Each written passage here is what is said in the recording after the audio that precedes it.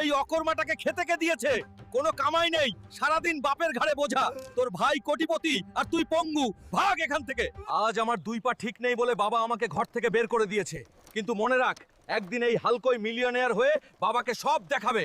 সাহেব, আমাকে একটু কাজ দিন, আমি যে কোনো কাজ করব। এই হুইল চেয়ারে বসে কাজ করতে এসেছিস, এখানে কাজ করার ক্ষমতা তোর নেই। জায়গা নোংরা করিস না, এখানে থেকে চলে যা। ভাই, সবাই কোথায় যাচ্ছে? গ্রামের টাটা কোম্পানির সোনা ভর্তি ট্রাক গর্তে পড়েছে, সবাই সেটা দেখতে যাচ্ছে।